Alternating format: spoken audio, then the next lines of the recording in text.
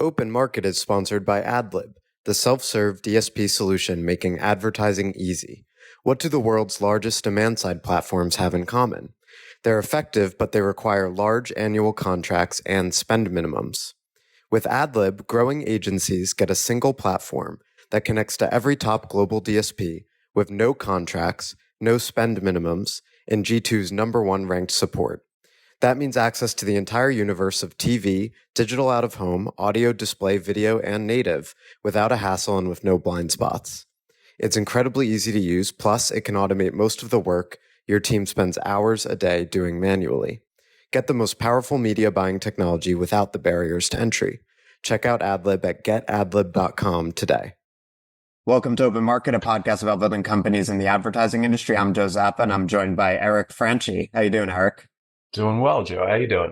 This is an Italian Americans only pod in honor of the impending Columbus Day. Don't come at us for that. If you've seen The Sopranos, you know what that's about. That's all I'm going to say. You're awful. So we've had a string of incredible guests. We had the Vanderhooks on last week. We had Brian O'Kelly. We had Michael Katz. It's been a little while since we've done The Boys React. So why don't we do that for a change? Yes, exactly. I agree, Eric. Just as you said before we started, no one other than Italian Americans born in Long Island, Staten Island, coming on this pod anymore. You can't let in the outsiders. It's just, you got to keep it at home. And so I'm glad we're getting back to our traditional values. Oh, you are bringing the heat today. All right, let me focus us here. So we've got a few things. So Boys React is we find interesting things on the internet, and they're things that I think spark some stuff in us around the topics around we talk about with open market, so like sales and marketing and GTM and founders and everything like that. So this is stuff that is not related to ad tech, but we think is interesting, and I think we can connect it back to ad tech. So I got two, and Joe has two. So I'll start. So the Vanderhook episode, which we just dropped, Chris Vanderhook, was talking about how AI, it's so clear that it's going to change everything. And one of the things he said was that it is going to put a lot of software companies on the back foot, because you can start to use some of these tools to actually build code, build apps, build CRMs. That's I'm seeing that's the new meta out there for a lot of the conversation, or as you say, the discourse. Actually, let me ask you a question. The new meta, is that a term you use or you've heard? The new meta? No, I don't think that is something that I use. Are you Gen Z? No, I'm border. I'm technically I consider myself a millennial. I'm one of the last millennials, but if you know me, I'm very millennial in my outlook. Like Gen Z, I don't have with that. Yeah. Okay. Well, I have a couple of Gen Zers in the house. They don't use the term the new meta. The new meta is a term that a lot of the younger guys that are in the jiu-jitsu community that I hang out in, but I'm not talking to you on podcasts. They use that term. And it's basically a term. Okay. Eric right now sounds like the how do you do fellow kids meme, like the Steve Buscemi thing from SNL. He's like, I know these youngsters from my dojo gym, and they said that there's a new meta. The new meta. The new meta is a term for things that are quickly coming into vogue, and people are talking about it and using that. That's all.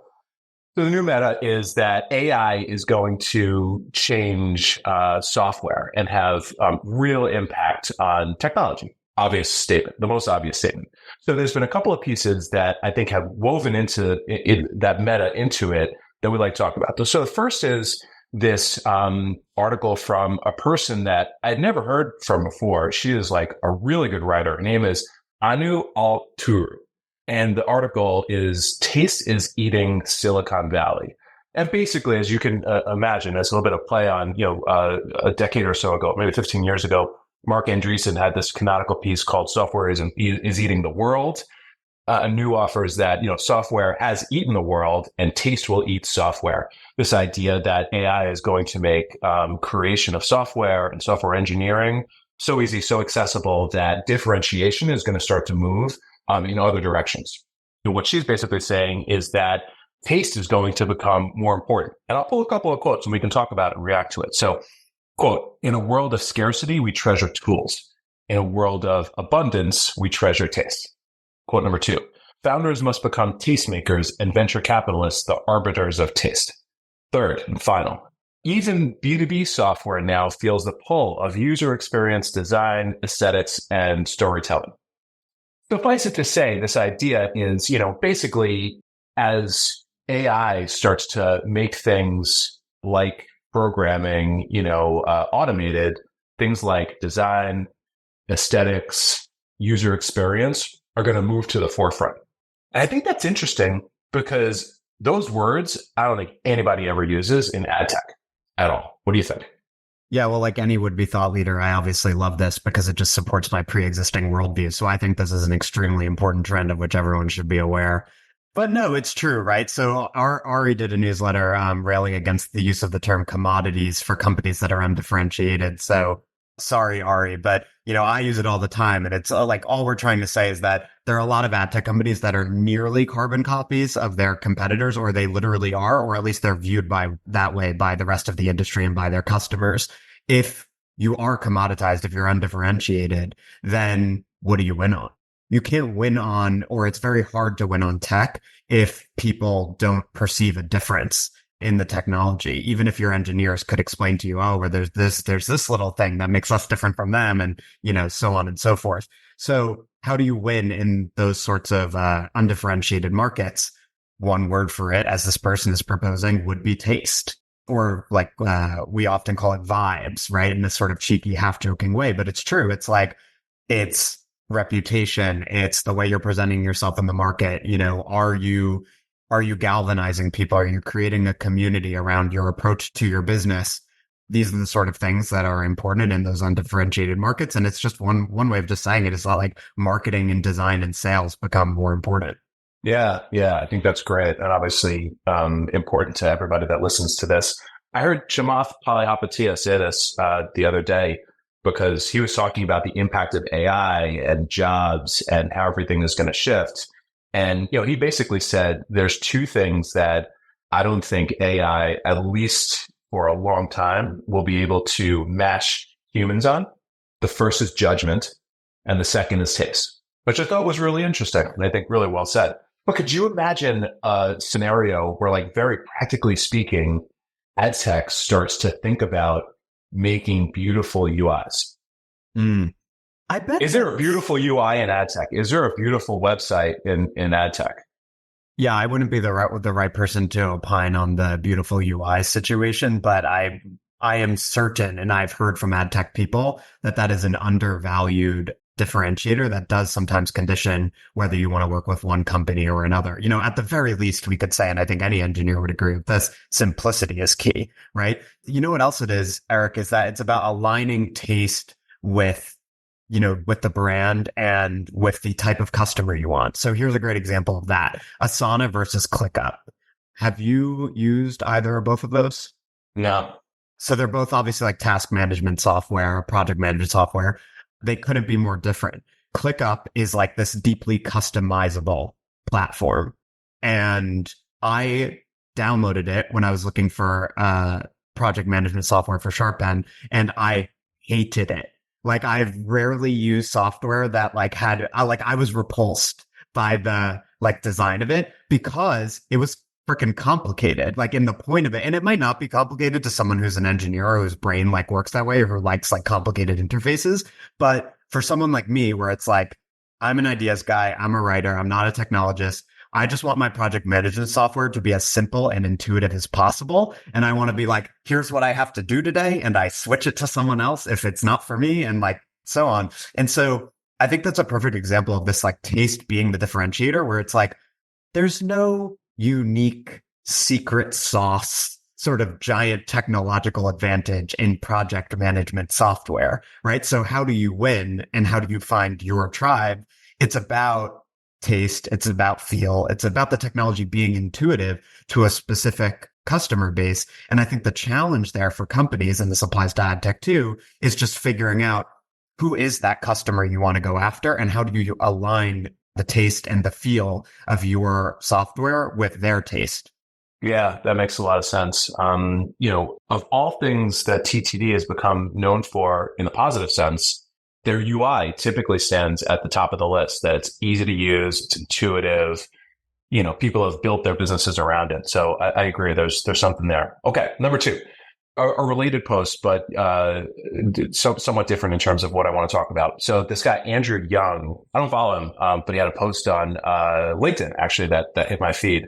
Andrew, I think, used to work at Google and Meta, and now he says he builds tech communities. And I'll just pull a quote here. Hot take.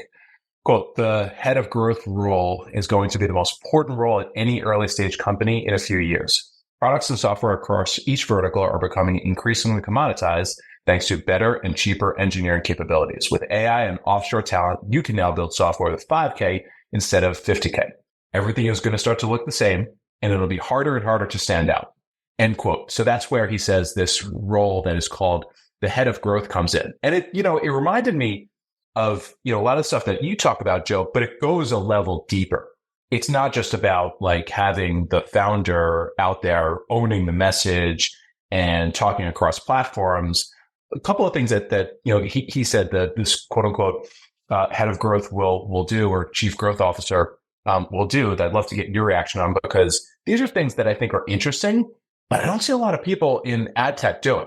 I'll pull a couple here. Number one, curate a community of loyal product evangelists. Number two, discover creative ways to reach buyers without spending a dime. Number three, become an expert in hosting in-person events to build awareness. Number four, find scrappy methods to generate attention with minimal budget. Number five, master social content across all formats, short and long form text, video, and audio. So my question to you is, are you thinking about, some of these other channels, other tactics, other stuff for your strategy, and where's the arb in places that ad tech founders and ad tech marketing teams can go to reach customers? Because X and LinkedIn are super noisy. Mm-hmm.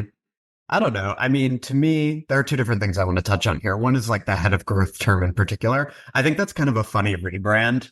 There are people who really believe in this, and they're like, growth is something different from marketing. And I think that's true for companies like Facebook. Like I read, one of the, I'm sure many books about Facebook, and they talked about the, founding of the growth team, which became super influential in Silicon Valley. And like, if it's product-led growth, that's really like a very different thing, right? That is about like engineering and like viral loops and like all this stuff that is sort of outside of, or at best like overlaps with marketing. But like everything you just described to me, it's just marketing, right? It's like creating a community around the brand, building an audience, which is just organic, like doesn't necessarily require any paid advertising spend, mastering social content, influence, all of that stuff is just the stuff that I think like we talk about all the time. So, marketing, growth, call it whatever you want. The point is that yes, it's true, as per the conversation about the taste thing, when you have commoditized products, which AI is going to make even more of a common thing, you are not going to win as much on technical brilliance or innovation.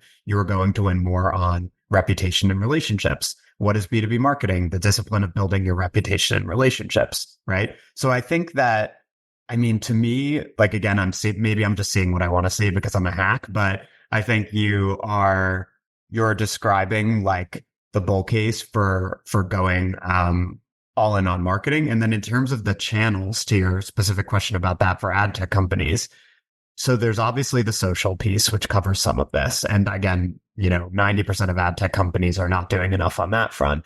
Curating a community of loyal product evangelists is quite interesting. I do think you can partially do that through social. I think what you tend to find is that the people who are good at social, they end up essentially creating a community around them. Ari is a great example of that, right? And he ended up building a media company on the back of it. But it's like, people really like Ari. They think he has good takes. They think he's funny. They enjoy consuming his content. And I would say there is an organic community of people in the industry who just like talk about him and his takes, like even when he's not in the room, right? So that's an example of like building a brand around community. And obviously that can drive commercial results if people are talking about you more often, therefore boosting awareness and like driving credibility in the market. The other example I would have of creating a community is like the Trade Desk. So like they have they have the current, which people talk about a lot, which is like the B2B, like advertising trade media publication that they own. They've hired like former Adweek journalists and such to run that. And it operates pretty much independently of their, self-serving commercial operations. So there's that. But they also have like the resource desk and like all of these, the Edge Academy, I think. Like they have a very extensive set of resources, and they've made themselves one of the best destinations just to learn about how to do digital advertising. And people spending all of that time in your ecosystem of resources and content, learning about digital advertising, is going to turn them into power users of the trade desk and evangelists for the brand. So that's another approach to building that community. Yeah, that makes a ton of sense. And I think you're right. I think that head of growth, these are all marketing tactics. But it's also not the worst thing that people think about marketing as a growth engine and not a cost center, right? Like that's, I think, a very positive framing. Yeah, a positive framing for marketing. I still don't, my question is still unanswered. And maybe that's where there's real, sort of like which is, fine. That lots of companies doing education, lots of companies are doing like in-person events, companies are building media. What are companies not doing that, is the next place to, really explore some sort of, first to market marketing initiative? I don't know. Maybe people can chat at us on the internet. Let us know. Well, it's an interesting question. I appreciate you like insisting on it. I guess the question is essentially like, is there a distribution opportunity that most people aren't taking advantage of? But like my prior on it, honestly, in ad tech,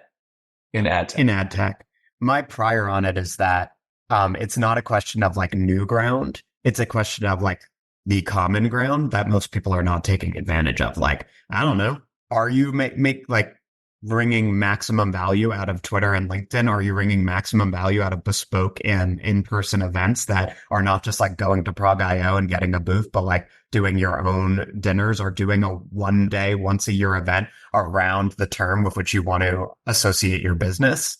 Like I think the tools are not necessarily new. It's just a matter of taking advantage of them. Well said. Okay. What you got, Joe? Did you see the MrBeast memo? I did. Did you read it? I did. I read the whole thing. I read the entire thing. It was written like a fifth grader would write, which is, but that's fine. There are many different forms of genius that go into successful business building. But I found this to be a very interesting document. It was like 25 pages. And for those who didn't see it, basically what it is it's this leaked memo that MrBeast appears to distribute to new employees of his, sprawling enterprise. And it basically tries to solve the founder problem, or the problem of what happens as a founder scales and a business that is very associated with the founder specifically can no longer be run in large part by the founder, or, the founder's the CEO, but obviously it's becoming sprawling and he needs to inculcate his values and way of doing things in a like increasingly vast workforce. And so it spells out MrBeast's, the way he views the business, the like North Star for people creating content, the sort of disposition you have to have, what he views as an ABC player. And so there are various pieces that we could touch on specifically, but this was a very polarizing document because it's very direct. It's very over the top. And it's very much like, you need to be obsessive and you need to do things this way. And if you want to learn, awesome. You're going to have like unusual upside here. But if you do not mess with this, get out. What did you think of it, Eric? It was a roller coaster. I think it might be more than 25 pages. I didn't do the page count, but it was a long read. It was at once a manifesto, right? Like, he said, he talks about YouTube and how he believes that YouTube is, going to be basically something like 5 or 10 times larger than it is today. And we exist to make the best videos on YouTube. I really like that. Like, just it leaves no question in terms of like the mission and what we're all about. Then it gets extremely tactical about all of the metrics and all of the metrics that we optimize towards and how you need to be able to operate a camera. And when we're on set, don't be just standing around like lollygagging, leave and do something else because it affects the energy. And then it went to career advice. So this was a journey. I actually really appreciated the document. I feel like with a lot of the startups that we invest in, I think not something like this, because this is very specific to MrBeast in terms of how it's written and how finely tuned it is. But a manifesto of sorts, just to write it. Maybe it's not even an employee guide, but just to write it and have that definitive level of here's who we are, here's who we hire, here's what it's like to work here, here's what's important to us. Like that doc, maybe it's the culture doc, maybe it's not the manifesto. I think that's a really good thing. And I don't think any startups do that from the beginning. Some of them like are told to do that at some point. Maybe it's like by an investor, or they read something, or they see something like this. But I think, some sort of guide or manifesto or operating manual is a really good thing to do. Like I got inspired to do that because we don't have it across the companies that, we operate at Aperion. And I think that's really cool thing. That said, it was aggressive. A lot of people were turned off by it. I don't even know what's the story of it leaking? Do you know? No, I don't know what the story of it leaking is, but I agree with you. I really like it as a document. It inspired me. I was like, first of all, I just love this level of commitment. And I think if you're starting at a company and you read this, like you're like, oh, this guy, I mean, you should know that if you're working for MrBeast, who's like the most successful YouTuber of all time, but you're like, wow, this guy really freaking cares. And he has very specific views of how to do this. And he's done it in this very particular way that I can now imitate. And not only am I going to crush it at this company by following this playbook, but quite frankly, I'm going to learn extremely valuable skills that like are going to make me better at my job and improve my career. So I thought that was really cool. And I think any founder who sort of gets from, 0 to 1 and beyond, like anyone who, has a little magic, showing your employees that, like showing them how you think and like giving them that level of depth in terms of how to implement it for themselves. Like it keeps everyone aligned and it creates better results for the company, but it's also kind of like an act of care for the employees, if you know what I mean. Like it's the founder saying like, I care enough about your success and our collective success to spell out everything I know about making YouTube videos, which I thought was pretty cool. I agree with you. So this idea of a manifesto, an operating guide, a cultural doc, I think there's something to it. I was super inspired by it. He does $500 million a year in revenue. I think that's what I saw on a quick search. He talks about wanting to be a $2 billion or a $10 billion business and operates it at an extremely high level. So overall, I'm like super inspired. He's not even 30 years old. Yeah. Incredible. Yes. It's incredible. It is. Something else that I really admired about it was the clarity. Again, you mentioned this, that he says like, we are not trying to create the new Hollywood. Like, excuse my language, fuck Hollywood. Everyone who works at this company needs to understand, like, we are doing something distinct. We are creating YouTube videos. If you handed over MrBeast company to the average, like, media CEO, I am certain that 9 out of 10 would be like, the first thing we need to do is like expand to other platforms and like just create like a general like conglomerate, media and entertainment company. So I think it's even if they ultimately do end up doing that, I think it's very interesting that he has the clarity for now of saying like, we do one thing, and that is create amazing YouTube videos. And I think just having that North Star for the entire company is super valuable. And again, just something that all of us could afford to learn. Because I bet most companies, if you went around and asked people like, what's our North Star? I mean, 25% of people would maybe say the same thing, and that would be the highest ranked answer. So yeah, it's super valuable. Okay. The last thing is the Zuckerberg acquired interview, which I think was, as we're recording this, it was released this week. So by the time you hear this, a week or two before. And Acquired, for those who don't know, is a like extremely successful business podcast that has, it actually started with two guys, at least one of whom I think has a background in venture capital, who would do like these 4-hour deep dives on companies. And it would just be the two of them. And they would basically read everything that had ever been written about the company and then like tell the company's story in their own words. But now they're doing more and more interviews with founders because they're so big that they can get a name like Zuckerberg. And so Zuck went on to talk about, the state of Meta and the journey and all of that. And there were a few elements of the interview that I thought were super interesting. The first was he actually starts the interview, and it's funny because it's in that kind of like when you're starting and you're kind of just tossing things out, but he makes a joke about how they're not apologizing anymore, which I thought was like awesome and striking because obviously Facebook from 2016 to maybe, I think, the past couple of years. I've sensed the shift in the last year or so, but basically from, let's say, 2016 to like 2022, 2023, it felt like they were on a never ending apology tour where like they were getting kicked by both the left and the right for their content moderation policies. And they're clearly like striking a different tone in their comms. Like it feels more relaxed. It feels like they're proud of what they do. And the way Zuck put it later in the interview is they're essentially not giving oxygen anymore to bad faith critics. Like there was a time where they would just like kowtow to anyone who was criticizing them. And they've now realized like a lot of people just don't like us. They don't like big businesses. They don't like technology. Those are bad faith critics. And we're not going to shift our comms to appease them. And then when we actually do F up, we will decide that and we will apologize.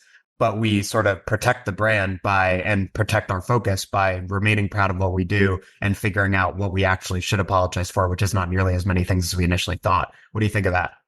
I think we have a difference in what we remember. And I agree that was a lean-in moment. I heard, I'm not apologizing anymore. And that was my biggest takeaway. Somebody can go and rewind and correct us on the internet, and one of us will be embarrassed, but it's okay. Joe, but I've observed Zuck his entire career. I realized this when I was listening to this, and this was a different Zuck. This was a Zuck that has been through a lot, and he is like very purposefully re-architected his whole persona over the course of the past few years. He just used to wear like t-shirts and I don't know, jeans, and he was super impressive, but he was always tense and always like, he had a reputation for being somewhat robotic. Now he's like grown his hair out. He wears a chain. He wears like, baggy t-shirts with Roman sayings that are about like, destroying your enemies and seeing them driven before you. And as the Italian American adtech podcast, we appreciate that. This is our boy now. It's like freaking chest hair coming out of the shirt. Chains, long hair. Like, damn, Zuck is about to roll up to a pizzeria and be like, "What's up, boss? What do you have for me?" And he's also, a deco billionaire. And he's just grown up in so many ways. It's so impressive to me. And he struck me as he always had the potential to be the CEO of one of the most important companies in the world from an engineering and talent standpoint. And I think now he's got like undoubtedly like the leadership, gravitas and aura and all of that stuff that, he hadn't had before. And thank you for sending it to me. I was listening to a different podcast at the time. I was like, shit. I got to prep for tomorrow. And I listened to it this morning and it was excellent. He talked about all the things that they went through in terms of the mistakes that they made with mobile that led to, the 50% haircut after their IPO, the whole, the issues with respect to them, being pointed at for their role in, the political tension in the US and in the world. And then, his philosophies around open versus closed source and how Meta believes their main competitor, maybe their only competitor, is Apple. And, this week we're recording this, like they just came out with the AR glasses, like they're going after it. And, looks like he's like competing with Tim Cook head on for now and into the future. So again, it was super impressive and just, I think a great example of like executive and personal growth. And I just like admire what we've seen from him so much. Nobody's perfect, obviously, but it was really impressive, man. Yeah, I take your point about the I versus we in terms of the apologizing. I think that's related to another point where I have the exact quote. And he said, "We're not going to run away from the Facebook brand when talking about the decision to shift to Meta."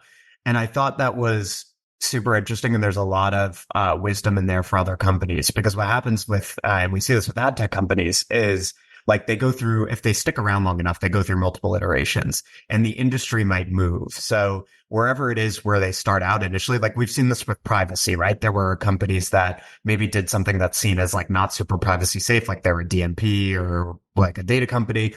And then the winds shifted and we became a more privacy oriented industry. And then things get weird because what sometimes happens is in trying to adapt to the times, they throw out the initial brand and they almost like forget what built their business in the first place. And like the message coming from the Facebook example is don't do that. Zuck is right. Like, don't run from the brand and the business that got you a business in the first place because the tides have shifted around you. Like, what you want to do when you're updating a brand for a changing market is to synthesize what has historically made the company great with where the industry is heading and what your customers need. But you don't want to just copy a challenger that came up in a different era or toss off your existing advantages because they are your advantages. You're probably bigger than that challenger company. So don't throw away the edge. Yeah. And in the case of Zuck and a lot of what he's been through, don't be afraid to talk about, mistakes that you've made and challenges that you've encountered as a company, because every company goes through it and it becomes part of your story. So I thought it was really good. And I think it's interesting how he's landed on the name Meta. And, obviously that it was, because of the bet on the metaverse. But, it's a pretty broad term, right?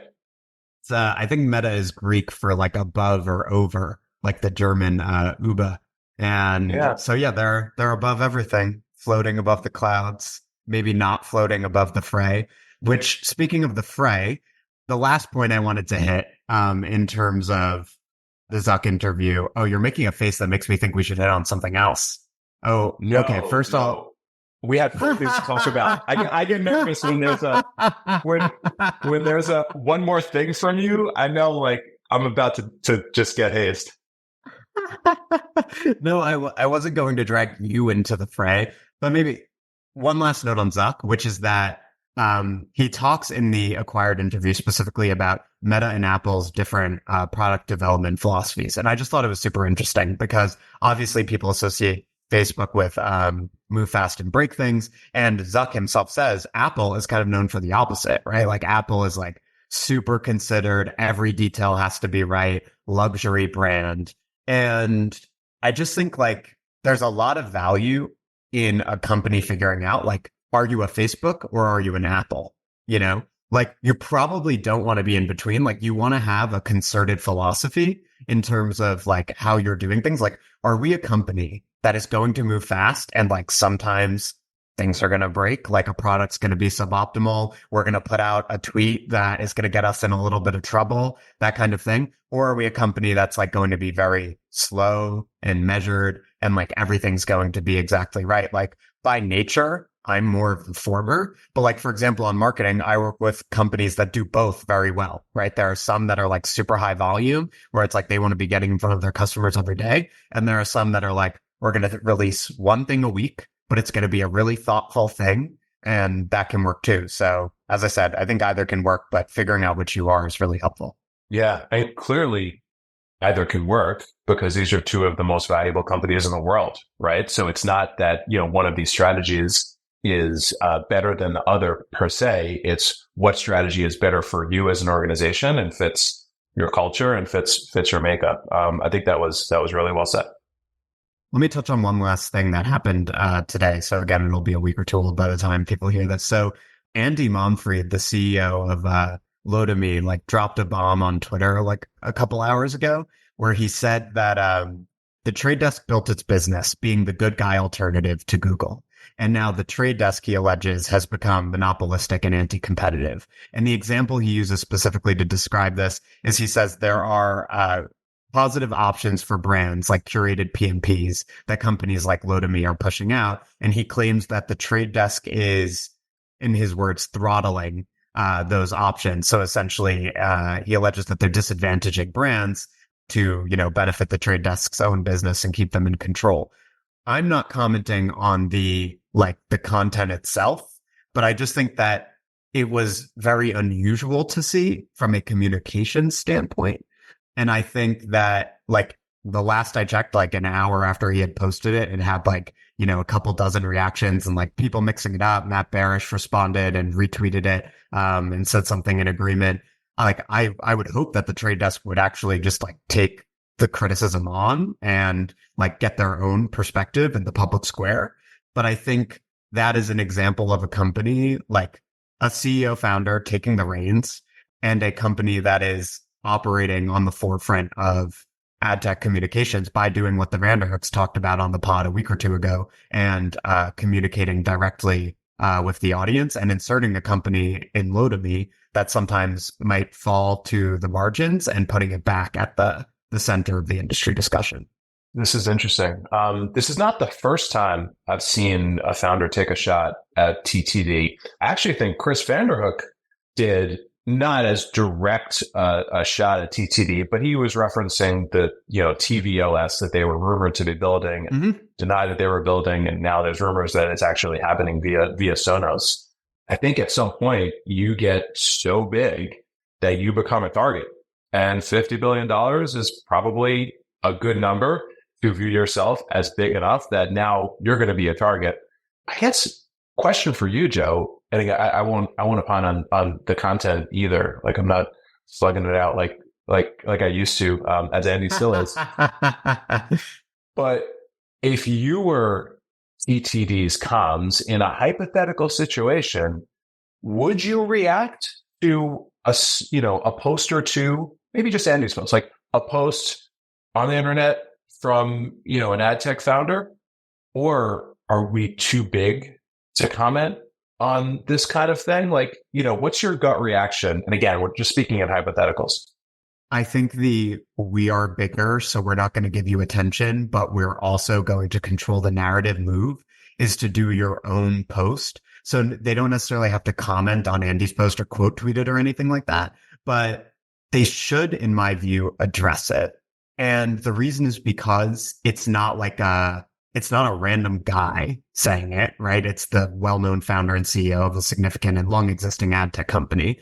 And the reason what he's saying is picking up steam is because other people do think that, and other people do want to push back on the trade desk's dominance. So when you are one of the market leaders and a consistent narrative is emerging to critique you and influential people are driving that narrative, I think that's the point where you want to take the reins and you don't want to just pretend it's not happening. That makes sense.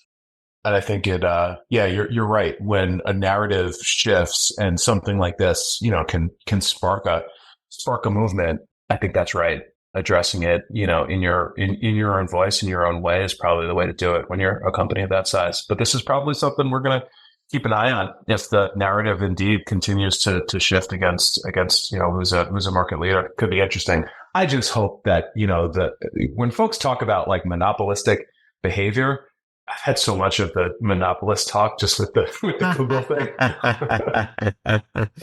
Eric's like, I don't have any more appetite for monopoly talk. We did our monopoly talk for like 5 years worth. Let's revisit this at the end of the decade.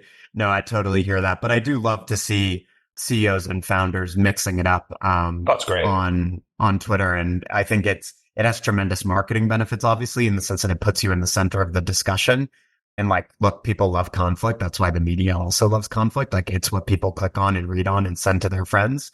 So yeah, I think there's a lot of value in that. And I hope the trade desk will sort of accept the challenge and that there will be an open industry discussion of this kind of stuff instead of like people just getting on a panel and then no one wants to challenge them and everyone just like disagrees behind their back, right? Like these tools exist so that we can put our companies in the center of the conversation, get in front of our customers, influence them, and have the debates in public. So let's do it. Yeah, that's a good point. We were talking about Andy and we're talking about Lotame as a result of one post. So the playbook works.